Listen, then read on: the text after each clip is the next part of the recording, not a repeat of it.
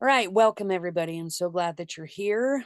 I actually thought I just recorded this, but I didn't, and I should have known because I didn't see that green light. So, um, gonna do it again. Let's start with me introducing myself. My name is Anita Norris. This is Anita Life, and I'm glad you're here. We are doing 100 days of Reclaim Your Health. We're going to be talking about ways that I have found for me that I'm able to reclaim my health, to be the healthiest person I can be, so that I can live for Christ, so that I can live for my heavenly Father. Okay, and today we're going to, I think, discuss, delve into a topic that really reaches different faiths. But really, why does God want us to be healthy? So that's our Sunday discussion. Why does God want us to be healthy? Because if we don't have a why, it's really hard to be motivated to move forward. And that why may change. But for now, we have the why. So we're going to start with a prayer and um, and then go from there. Our Father in heaven, we bow our heads before thee and thank thee for this beautiful day, for all that we've been able to do today and to learn to draw closer to thee. We pray that thy spirit will be with us as we learn our why. Why? Why do we want to be healthy? Why does thou want us to be healthy? We pray that we may be able to catch an answer to that question and to be able to move forward with strength in thee to fulfill our purposes in thee. And this we say in the name of our Savior, Jesus Christ. Amen. All right. Well, let's talk about why. Okay. There is a connection between our well being and the divine, and that will become apparent as we talk. Well, I guess I'm doing all the talking. So let's first talk about stewardship. Okay, that plays a vital role in the Christian tradition. Of course, humans are seen as caretakers or stewards of creation, and that includes our own bodies. Okay, not just the earth, not just the trees, but our own bodies as well. And just as we're called to take care of the environment, we're also called and responsible for nurturing our physical selves. And so, by practicing those healthy habits, we honor God's creation and fulfill our duty as stewards. We are also a temple of um, the Holy Spirit. Okay. In First Corinthians 6:19, Paul writes, "Do you not know that your bodies are temples for the Holy Spirit?" So this implies that our bodies house something sacred. And by maintaining good health, we create a suitable dwelling place for the divine presence within us. Also, another emphasis is on love and compassion. Um, so we're taught to love our neighbors as ourselves. And by extension, this includes self love and self care. If we don't love us, how can we love our neighbors? So we need to prioritize our health to show that we love ourselves.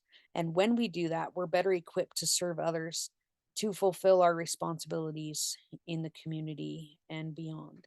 All right. A healthy body allows us to live a more purposeful life and offer genuine care to those in need. Also, and this one's pretty cool, there is a mind body spirit connection that is increasingly recognized in not just religious circles, but also in scientific circles. Our physical well being can be profoundly impacted by our spiritual journey, um, and can profoundly impact our spiritual journey. When we're physically unwell, it becomes more challenging to engage in spiritual practices, whether that's meditation or acts of worship or service, whatever. But by nurturing our bodies, we cultivate a harmonious connection between our physical and our spiritual selves. Also, life is a gift. Okay, it's a precious gift from God. Um, it's a divine blessing. And by taking care of our bodies, we express gratitude for that gift. Now, I had never, ever thought of it like this, but I like it. I like that by um, taking care of me, taking care of this physical body that houses my spiritual me, um, I am showing gratitude for the gift of this body that I have. Our bodies allow us to experience the world and connect with others, and also to fulfill our purposes. So, by cherishing and maintaining our health, we honor that generosity of our Heavenly Father. All right, let's share a story. I have a quick story here. And this is going to be from it's two sisters in the Church of Jesus Christ of Latter-day Saints. One is named Sarah. And she takes care of her body and her health, and she regularly exercises. I'm guessing she does CrossFit because, of course, she does. And she eats a balanced diet and prioritizes self care, meaning she takes care of her stress, doesn't let it get out of control, and she prioritizes sleep. Okay, self care. Well, Rachel is also a member of the Church of Jesus Christ of Latter day Saints, as am I. And you might know us as the LDS Church or the Mormon Church, whatever, Church of Jesus Christ of Latter day Saints. And Rachel is hurting. She's been super stressed lately, lots of challenges, physical health, and it's really taken a toll. She's exhausted, unable to focus, and struggles, with those daily tasks. She's got that brain fog going on. Sarah notices something isn't quite right with her friend Rachel, and she no checks in on her. And finally Rachel says, "Man, I am not doing well." Well, Sarah invites Rachel over. She listens to her. She listens with empathy and compassion because the struggles are real and we need to lift and share when we can. Um, and and in so doing, Sarah finds out that Rachel just really isn't taking care of herself. And so she shares her belief between the connection of the physical and spiritual well being. She explains how caring for our bodies is a reflection of our faith and a means to honor the divine within us. I really love that. A reflection of our faith. Taking care of our bodies is a reflection of our faith and a means to honor the divine within us. How beautiful is that?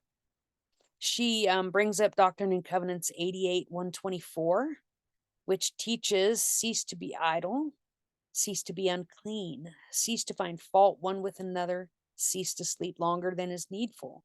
Retire to thy bed early, that ye may not be weary. Arise early, that your bodies and your minds may be invigorated. I mean, that's pretty self explanatory. Sarah says, hey, don't be idle, take care of your body, prioritize rest to maintain good health. She also brings up the word of wisdom, and I'm certain that Rachel has heard the word of wisdom found in the Doctrine and Covenants, section 89, because she's a member of the church that has taught this for a couple centuries. Okay, and you know, stay away from the bad stuff, eat more of the good stuff, like consume the good wholesome foods. And we're going to get into more of that as we delve into this subject a little bit further, but um by following by when we follow these guidelines, we show gratitude for the bodies that God has given us and honor his commandments. Um because we are commanded to take care of our bodies. They are a temple. Again, 1 Corinthians 3:16 and 17. Know ye not that ye are the temple of God, and that the Spirit of God dwelleth in you? If any man defile the temple of God, him shall God destroy. For the temple of God is holy, which temple ye are. Our bodies are a temple. Okay? It houses our spirit, We need to take care of that. And by maintaining good health, um, you create a suitable dwelling place for the Holy Spirit and show reverence for the divine within us. Sarah is such a good friend to talk with Rachel. I really assume she's not lecturing her. Maybe they're having a little bit more of a back and forth discussion. Um, but sometimes you get into the bottom of the pit and you really do forget these things. And so Sarah reminds Rachel of the eternal perspective found in Doctrine and Covenants 29:34, which teaches, "Wherefore, verily I say unto you that all things unto me are spiritual." What that means is that caring for their physical bodies is not separate from their spiritual journey, but is intricately connected. Okay, by nurturing your well-being, you align your physical and spiritual selves, enabling them to serve others and fulfill your divine potential. Okay, it's hard. That's hard. It's beautiful. It is so beautiful. And that doesn't mean 100% all the time. You don't have to be perfect. You can try. I think it would cause stress, but you can try. I'm not going to tell you not to.